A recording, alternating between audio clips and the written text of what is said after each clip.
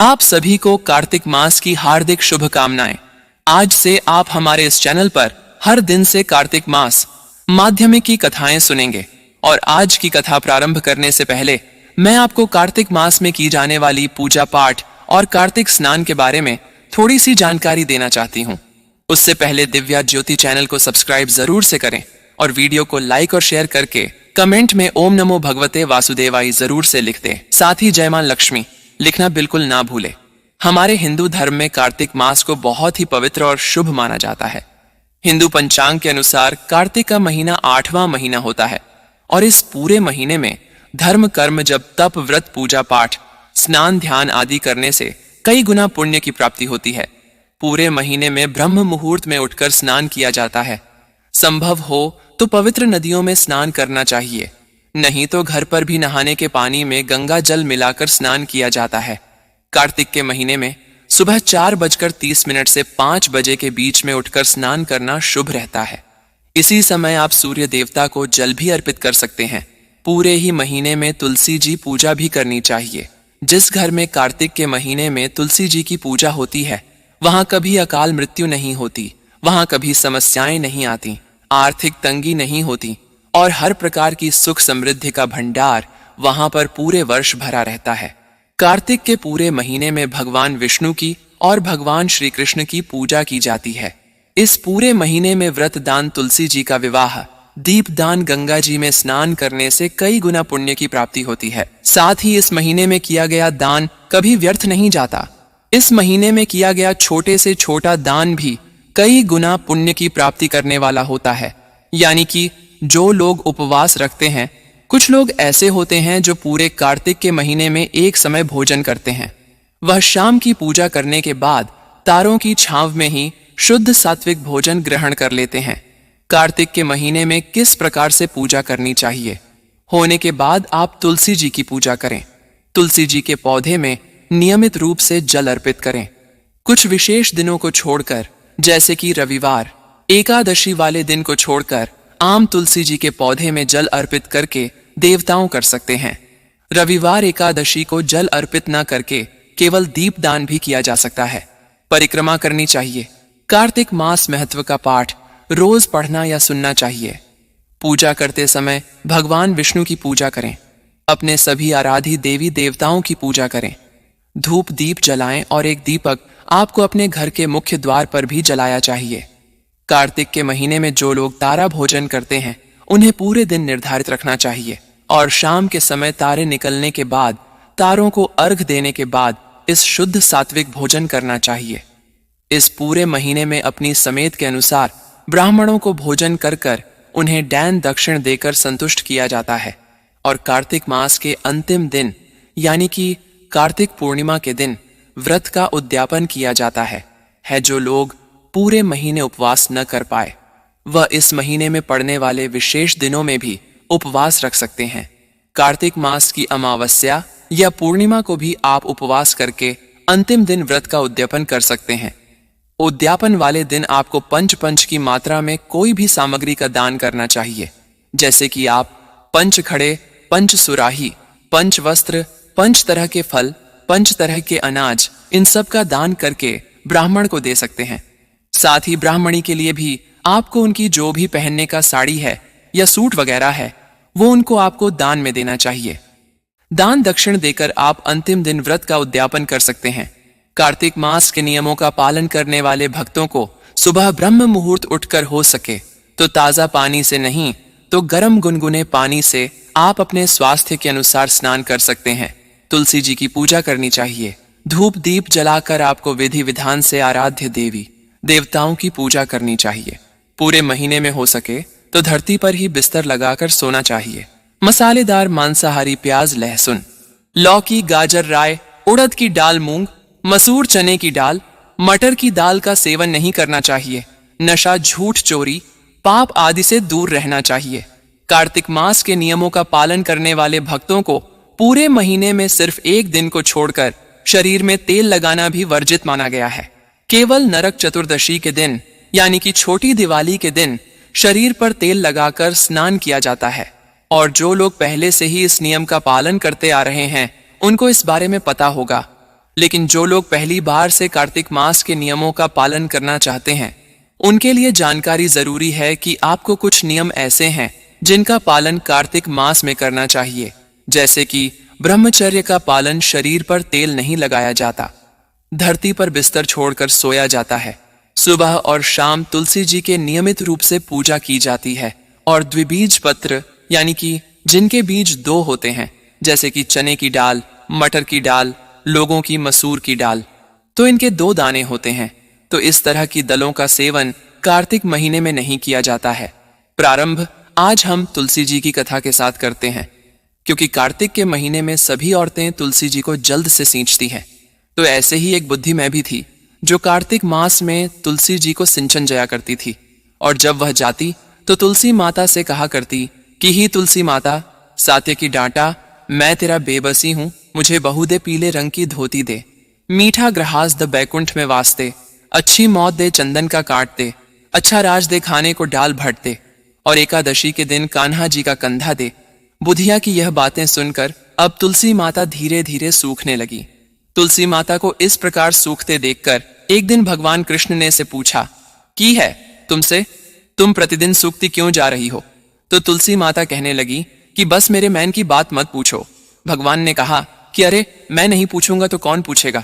तो तुलसी माता कहने लगी कि एक बुढ़िया आती है और अपनी बात का कर चली जाती है, मैं तो उसकी सभी बातें पूरी कर दूंगी, लेकिन कान्हा जी का कंधा कहां से लाऊंगी? तुलसी जी की यह बात सुनकर भगवान कृष्ण कहने लगे कि वह बुढ़िया मरेगी तो अपने आप ही काधा देने में आ जाऊंगा, तुम उससे यह बात का देना। इसके बाद कुछ दिनों के बाद में बुढ़िया मर गई। उस बुढ़िया के मरने के बाद मैं के मरने पर सारा गांव इकट्ठा हो गया, और उसका अंतिम संस्कार आने पर जब गांव के लोग उसे अर्थी पर उठाने लगे तो वो बहुत भारी हो गई, जिससे वह बुढ़िया किसी से भी नहीं उठी। तो सभी कहने लगे यह तो बहुत संस्कारी थी, ये इतनी भारी कैसे हो गई? बूढ़े ब्राह्मण के भेष में भगवान कृष्ण वहां आए और कहने लगे, अरे ये भीड़ कैसी है? तब गांव वाले कहने लगे कि एक बुढ़िया मां मर गई है, और वह तो इतनी पापन थी कि आज उसकी अर्थी नहीं उठ रही, बहुत भारी हो गई है। भगवान कृष्ण कहने लगे, अरे भाइयों, जरा मुझे इस बुढ़िया माई के कान में कुछ कहने दो, फिर यह अर्थी उठ जाएगी। भगवान कृष्ण बुढ़िया मां के पास गई और उसके कान में कहने लगे, ले तू अपने मन की कर ले, पीतांबर की धोती ले, मीठा ग्रास ले, बैकुंठ में बांस ले, चटक की चाल ले, चंदन का काट ले, झालर की झंकार ले, दाल भात को जी, और कान्हा जी का कंधा ले। भगवान की बातें सुनते ही बुढ़िया तो हल्की हो गई। भगवान कृष्ण अब उसे अपने कंधे पर ले गए। इस प्रकार बुढ़िया को मुक्ति मिल गई और वह भगवान के धाम वैकुंठ लोक को चली गई। यह तुलसी माता, जैसे आपने उस बुढ़िया माई के सत की लाज राखी, जैसे आपने उसके विश्वास की लाज राखी, वैसे ही इस कथा को कहने सुनने और हुंकार भरने वाले सभी भक्तों की लाज रखना। जैसे भगवान ने उसे कांधा दिया, वैसे ही हमें भी कंधा देना। प्रेम से बोलिए, तुलसी माता की जय, भगवान कृष्ण की जय। अब सुनिए कार्तिक मास महत्व। पहला अध्याय। 1। समय, धर्म के गुण, रहस्यों, ज्ञान, विज्ञान और शास्त्रों में वर्णित कथाओं पर गहन चर्चा करने के लिए 88,000 आर्ष मुनि नैमिषारण्य तीर्थ में एकत्रित हुए।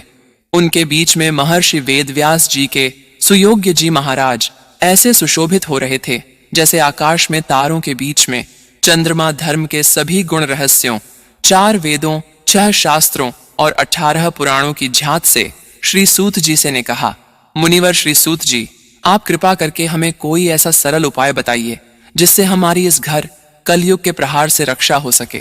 समस्त आर्षि मुनियों के मुख से यह बात सुनकर श्री सूची बोले, तुम्हारी श्रद्धा और प्रभु भक्ति देखकर ही ऋषियों मेरा हृदय बहुत प्रसन्न है। इसी से आज से मैं तुम्हें कार्तिक महात्म की पवन कथा सुनाता हूँ। इन कथाओं को सुनने से इस कलिकाल में मनुष्य के समस्त पाप नष्ट हो जाते हैं और मनुष्य बैकुंठ लोक में चला जाता है।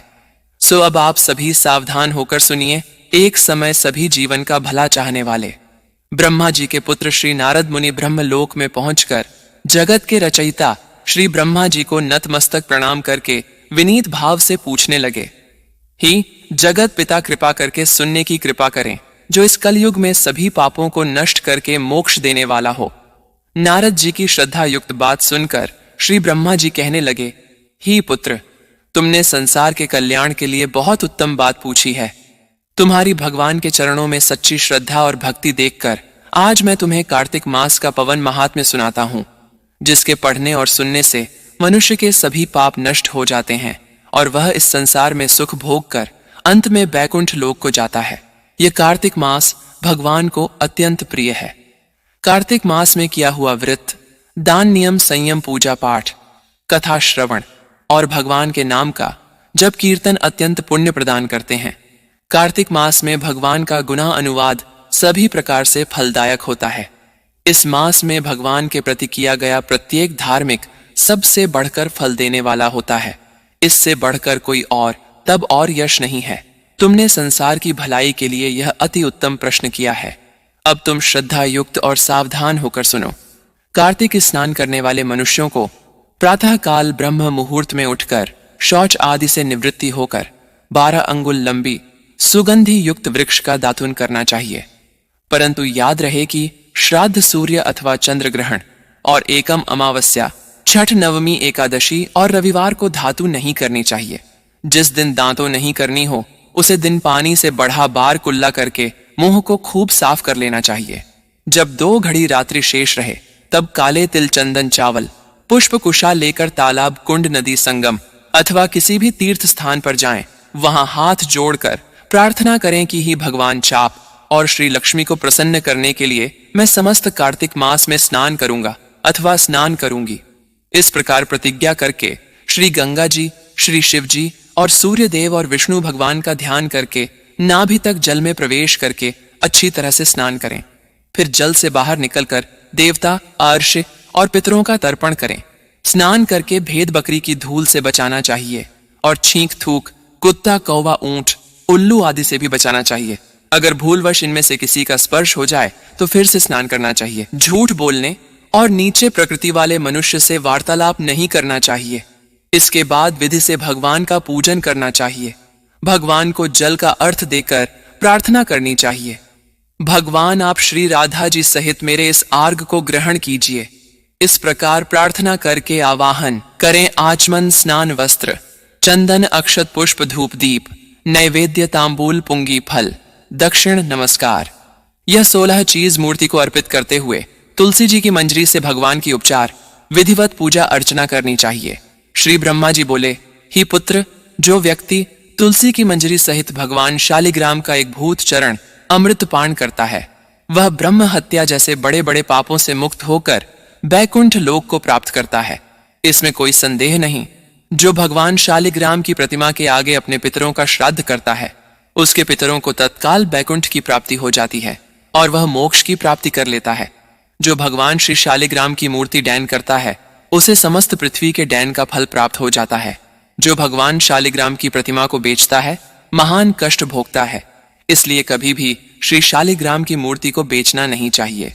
श्री विष्णु भगवान का पूजन शंकर के जल्द से करना चाहिए। श्री शिव जी का पूजन बेल पत्रों से, सूर्य का तुलसी जी से, गणेश जी का पूजन धतूरे के फूलों से, श्री विष्णु का पूजन कमल के फूलों से और श्री महालक्ष्मी जी का पूजन मालती या फिर चंपा के फूलों से करके प्राणी परम आनंद को प्राप्त कर लेता है। परंतु जो भगवान को प्यारी तुलसी से भगवान शालिग्राम की पूजा करता है, उसकी महिमा का वर्णन तो कोई भी नहीं कर सकता। इस प्रकार पूजा करने वाला भक्त जन्म मारण के अपार कष्ट से मुक्त हो जाता है। जिसकी मृत्यु तुलसी माला धारण किए हुए होती है, वह जीव बिना किसी रोक टोक सीधा वैकुंठ धाम को चला जाता है। जो तुलसी जी की छाया में अपने पितरों का श्राद्ध करता है, उसके पितरों की अक्षय तृप्ति हो जाती है। तुलसी जी का सिंचन अर्थात तुलसी जी में जल गंगा, यमुना और नर्मदा में स्नान के समान होता है।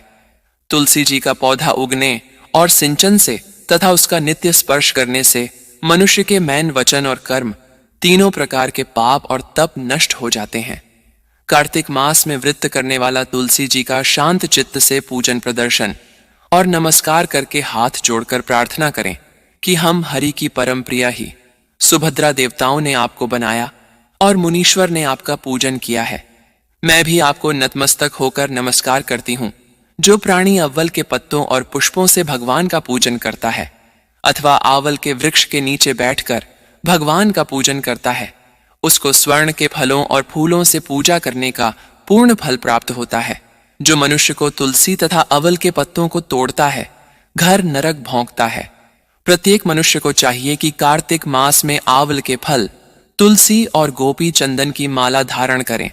ऐसा करने से वह बार बार इस संसार में आने के बंधन से मुक्त हो जाता है।